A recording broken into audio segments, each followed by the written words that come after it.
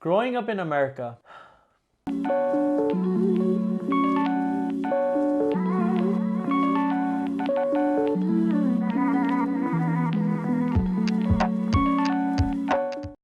Hello everyone, it is Asian American and Pacific Islander Heritage Month.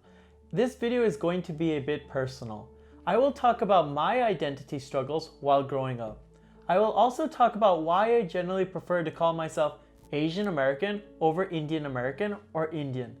Yes, I do not prefer to call myself Indian in America, except in certain circumstances. This may be a bit surprising for those watching, but this video will make sense. Do know that this video is just based on my personal experience. I hope that everyone in the comments can be open-minded and appreciate everyone's unique identity more. Also, if anyone grew up in America or had a similar experience to mine, then I would love to know in the comments. Growing up in America. I spent most of my life in California, so let us begin with this. Growing up, I felt uncomfortable being Indian. It probably all started out with elementary school.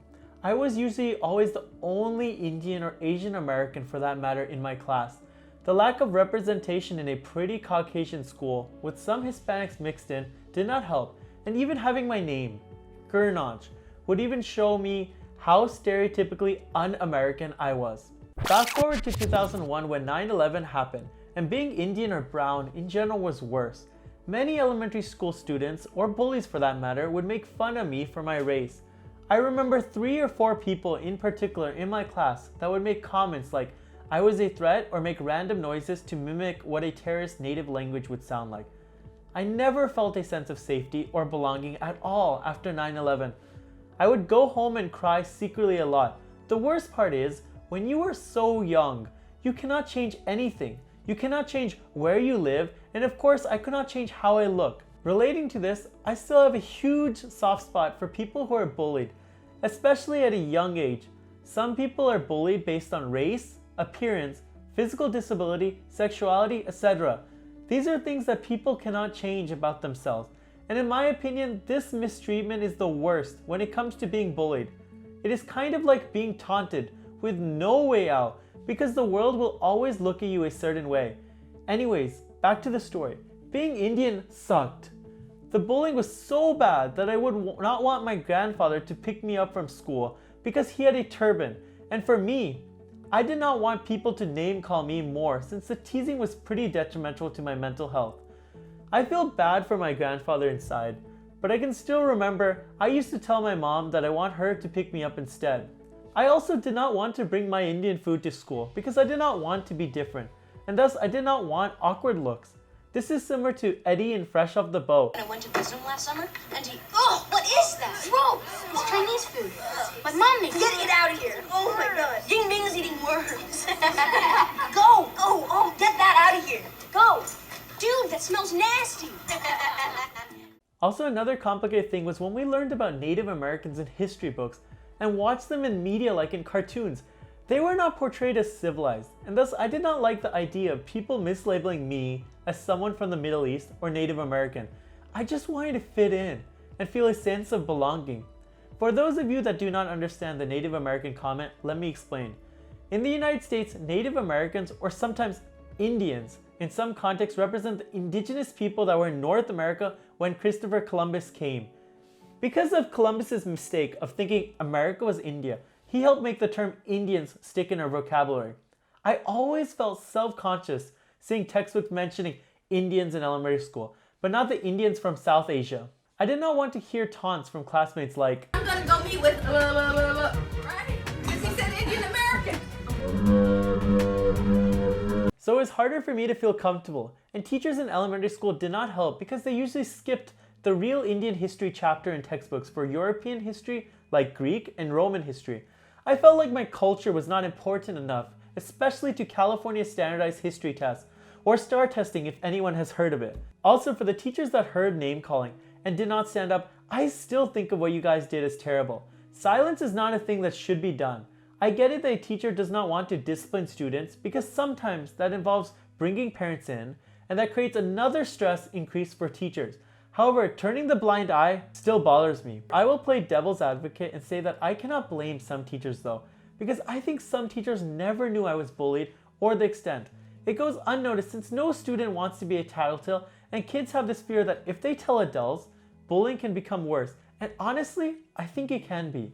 I did not want to get more name called, tripped, pushed, or punched as a kid.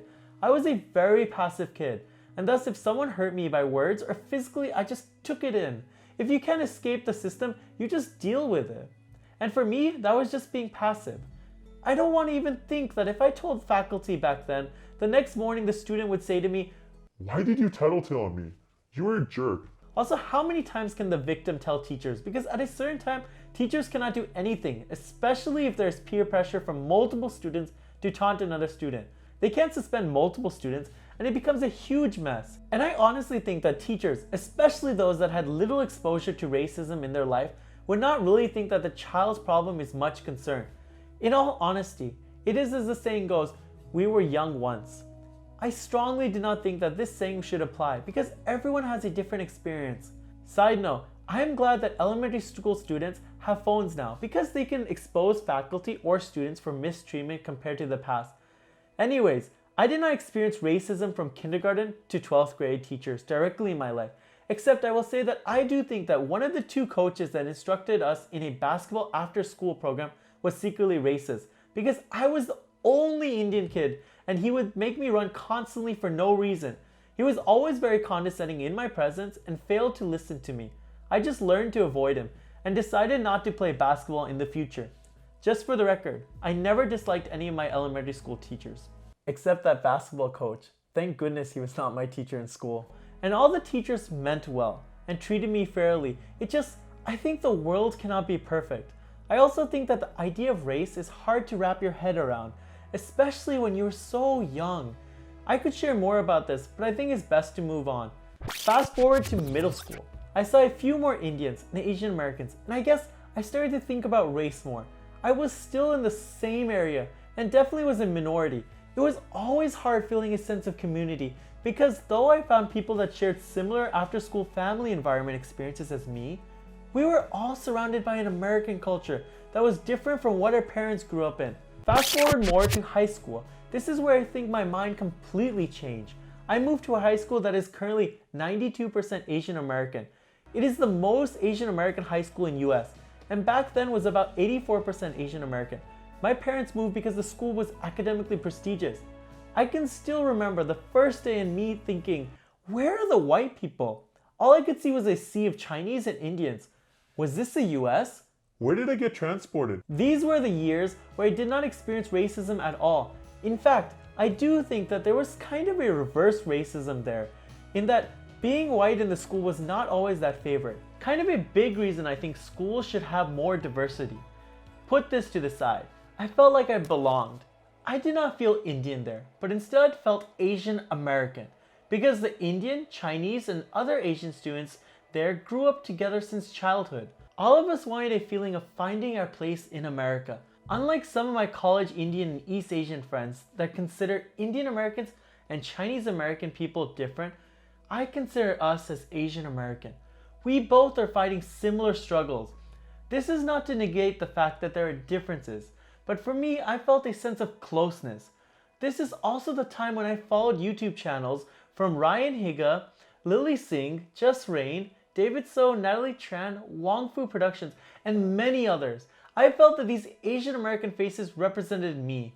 Through the 4 high school years, I solidified my identity as being Asian American. Since this video is getting a bit long, I may discuss my college experiences in another video in the future, but in essence, I battled my identity of being Asian American since many people I grew up with in college that were East Asian or Indian did not really intermingle in cultural organizations for Asian Americans. For instance, our Asian student organization was probably 99% East Asian, and I heard many times post high school, "You are not Asian." Even though I may not be East Asian, I was brought up in a culture fused with many East Asians and South Asians in high school. But the people that I felt most connected in media and culture were not East Asian or South Asian. They were Asian American. Trying to balance my identity has always been hard.